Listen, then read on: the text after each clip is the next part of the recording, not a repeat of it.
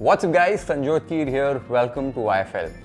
Poha undoubtedly is one of my favourite breakfast recipes और महाराष्ट्र में हम कांदे पोहे बटाटे पोहे खाते हैं और फिर इंदौर जाओ इंदौरी पोहे खाने में बहुत मज़ा आता है एंड ब्रेकफास्ट में यूजुअली ये रेसिपी खाई जाती है। अब ब्रेकफास्ट में प्रोटीन ऐड करने का एक सबसे बेस्ट तरीका है, अगर आप एगिटेरियन हो तो वो है अंडे। और महाराष्ट्र में ना कई जगहों पर स्ट्रीट्स में मिलता है अंडा पोहा। पोहे को अंडे के साथ पकाया जाता है और ये जो रेसिपी है ना बहुत ही डिलिशियस लगती है and it is such an easy way to add protein naturally to your breakfast जो आप ऑलरेडी खाते आ रहे हो। इनफैक्ट आप बटाटा पोहे बना रहे हो ना तो आलू को पकाने में ज़्यादा समय लग जाएगा, ये रेसिपी उससे जल्दी पक जाएगी and it's in fact healthier. Indulge करने के लिए मैं भी बटाटे पोहे खाता ही हूँ, लेकिन this is become one of my favourite breakfast recipes जो हम बहुत यूजुअली घर पर पकाते हैं। And if you are a poha and an egg lover, ये अंडा पोहा की रेसिपी एक बार बनाकर देखो, गारंटी दे रहा हूँ कि ये सेट रेसिपी बन जाएगी आपके ब्रेकफास्ट के लिए। और अगर आपने अभी तक YFL को सब्सक्राइब नहीं किया है, subscribe to the channel immediately so that you can watch more such delicious and interesting recipes that you can cook at your home. अब एकदम सिंपल तरीके से ये डिलिशियस वाले अंडा पोहा बनाते कैसे हैं, चलो देख लेते हैं। तो सबसे पहले पोहा को सोक करना है, उसके लिए बेस्ट तरीका है ऐसे एक बोल ले लो बड़ा सा और उसमें ऐसी एक छन्नी ले लो। अब पोहा जो है ना वो भी इंपॉर्टेंट है, जाड़ा पोहा लेना है, जो मोटा वाला होता है। जो एकदम पतला वाला चिवड़ा वाला पोहा होता है वो बिल्कुल नहीं लेना है, ये वाली वैरायटी लेनी है, मार्केट में आसानी से मिल जाती है। पोहा को आपको स्विफ्ट में ट्रांसफर कर देना है। मैंने 1.5 कप्स पोहा लिया है इस रेसिपी के लिए। अब आपने इसमें इनफ वाटर ऐड कर देना है कि पोहा आपका पानी के अंदर सबमर्ज हो जाए, डूब जाए, इस तरीके से। अब हल्के हाथों से आपने पोहा को धो लेना है। बेसिकली जो लूज स्टार्च है पोहा के ऊपर वो निकल जाएगा। जो पानी में आप ये देख रहे हो पानी वाइट हो रहा है, बेसिकली लूज स्टार्च निकल रहा है, इसको बस ऐसे आपने धो लेना है। एक बार धो लिया, इसको स्ट्रेन कर लीजिए, छान लीजिए और एक्सेस पानी को निकाल लीजिए। एक्सेस पानी को निकाल लिया, उसके बाद एक कटोरी के ऊपर, बोल के ऊपर इस तरीके से छन्नी को रख देना है और पोहा को छन्नी में ही ऐसे सोक होने देना है, ताकि एक्सेस पानी जो होगा वो नीचे निकल जाएगा और जितना पानी रिक्वायर्ड है पोहा को फूलने के लिए उतना पानी अब्जॉर्ब कर लेगा पोहा और एकदम परफेक्ट तरीके से पोहा इस तरीके सोक हो जाता है। इसको भी 10 मिनट के लिए साइड पे छोड़ देना है। जब तक ये सोक हो रहा है पोहा, तब तक हम कटिंग चॉपिंग कर लेते हैं, 2 मिनट लगेंगे। एक चॉपर ले लिया, एक प्याज लेना है अपने मीडियम साइज का, छिलका निकालने के बाद रफली काट लीजिए और चॉपर में ऐड कर दीजिए फाइनली चॉप करने के लिए। चॉपर से काम काफ़ी आसान हो जाता है, मेहनत नहीं करनी पड़ती है। ये आप देख सकते हो एकदम परफेक्ट तरीके से प्याज चॉप हो गया, इसको निकाल लीजिए। अब सेम चॉपर के अंदर एक टमाटर भी आपने चॉप कर लेना है, तो टमाटर को रफली काटा, चॉपर में ऐड किया, फटाफट चॉप कर लिया। सुबह सुबह काम कर रहे हो ब्रेकफास्ट के लिए, फटाफट काम होना चाहिए। टमाटर देखो परफेक्टली चॉप हो गया और टमाटर ने बिल्कुल भी पानी नहीं छोड़ा है। यूजुअली जब चॉपर में टमाटर को चॉप करो ना एकदम से पानी छोड़ देता है, क्योंकि ब्लेड शार्प नहीं होते हैं, चॉपर बराबर तरीके से फंक्शन नहीं करता है।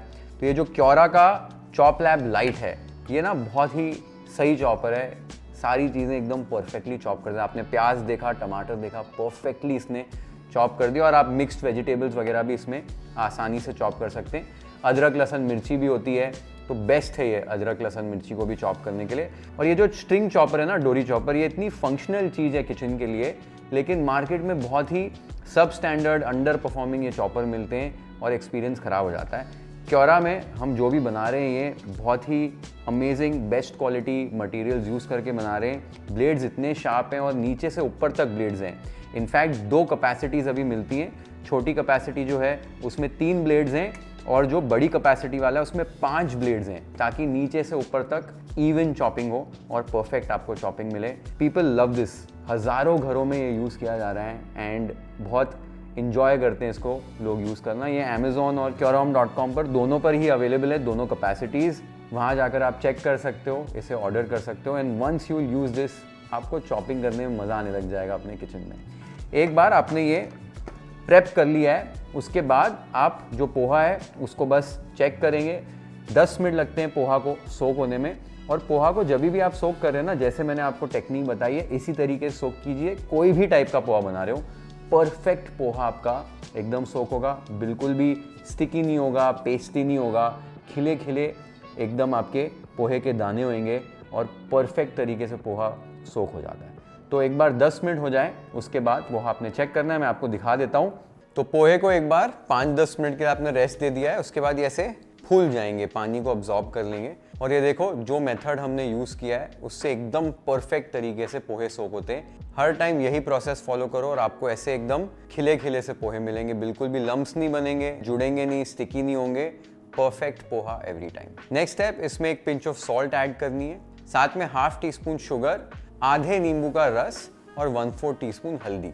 ये सारी चीज़ों को पोहे के साथ मिला लेना है। बेसिकली पोहा जो है वो अब्जॉर्ब करता है, तो ये जो फ्लेवर्स है ना सारे अब्जॉर्ब हो जाएंगे और फिर पोहा को हम सीधा ऐड कर पाएंगे हमारे तड़के के अंदर। एक बार आपने इसको इस तरीके से मिक्स कर लिया, साइड पे रख दीजिए।